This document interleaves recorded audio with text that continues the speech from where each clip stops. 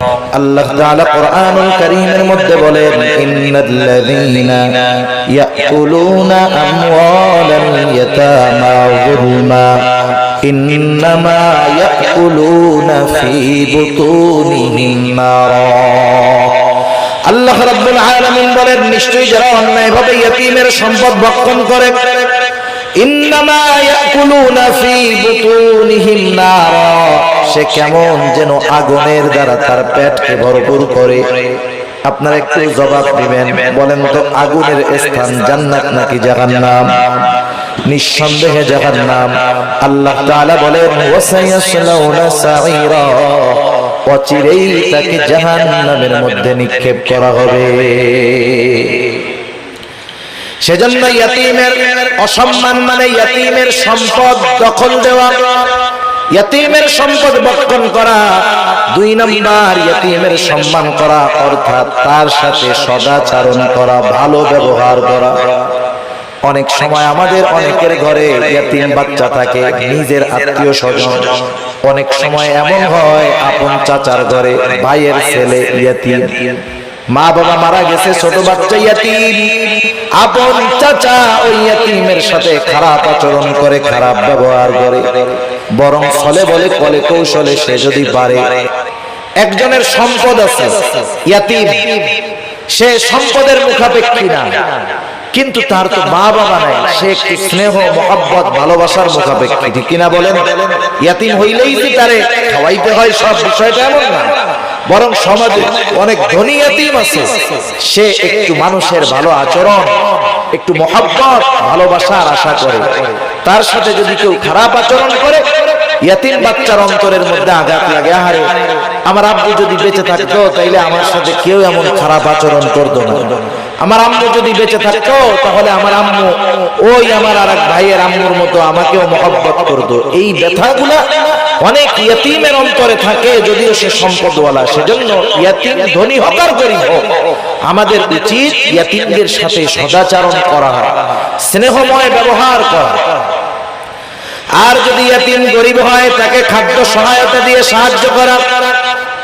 আমার আপনার যদি অ্যাবিলিটি থাকে, আমি আপনি যদি কোনো ইয়তীমের অভিভাবক হতে পারি, তার পোশাক, লেখাপড়া, খাবার দাবার, মৌলিক চাহিদা পূরণের ব্যবস্থা করতে পারি, একজন ইয়তীমের অভিভাবকত্ব যদি আমি গ্রহণ করতে পারি, অসম্ভব নয়। আপনি 5 জন 7 জন মানুষকে চালান, এর সাথে আরেকজন মানুষকে তার মৌলিক চাহিদা পূরণের জন্য সাথে রাখলে সেটা অসম্ভব নয়।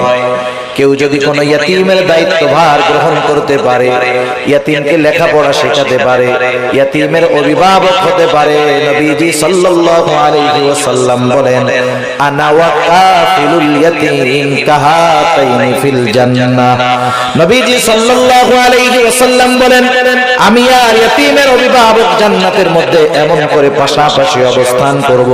2 আঙ্গুলের ইশারা দিয়ে নবীজি বুঝায়া দিলেন, এই 2টা আঙ্গুল যেমন পাশাপাশি অবস্থান করে, ইয়তীমের অভিভাবক আর নবীজি সাল্লাল্লাহু আলাইহি ওয়াসাল্লাম এমন ভাবে পাশাপাশি অবস্থান করবে।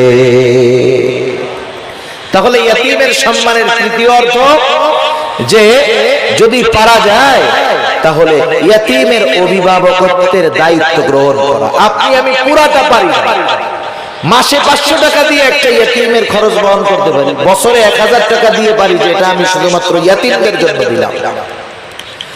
আবার দেখেন, একদিন এক সাহাবী রাসূলুল্লাহ সাল্লাল্লাহু আলাইহি ওয়াসাল্লামের কাছে আসছে, আসার পরে বলতেছে ইয়া রাসূলুল্লাহ, আমার হৃদয়টা বড় কঠোর, হৃদয়টা বড় শক্ত, আমি আমার এই শক্ত হৃদয়টাকে কেমন করে নরম বানাতে পারি, আমাকে একটু আমল শিখিয়ে দেন। নবীজি সাল্লাল্লাহু আলাইহি ওয়াসাল্লাম বললেন শোনো কি করবা। নবীজি বললেন আমসিহ রাসাল ইয়াতীম ওয়া আত'ইমিল মিসকিন, তুমি ইয়তীমের মাথায় বেশি বেশি হাত বুলায় দাও আর মিসকিনদেরকে বেশি বেশি খানা খাওয়াও।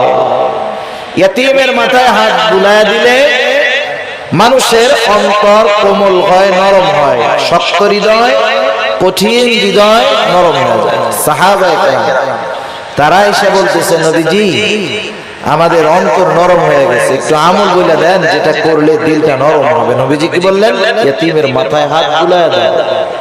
সেজন্য ইতিমকে সম্মান করা তথা ইতিমের হক আদায় করা, ইতিমের সাথে সদাচরণ করা, ভালো ব্যবহার করা, ইতিমের সম্পদ ভক্ষণ না করা, যারা এই কাজগুলা করবে তারা জীবনে যে কোনো একটা পর্যায়ে রিজিকের সংকীর্ণতার মুখোমুখি হবে।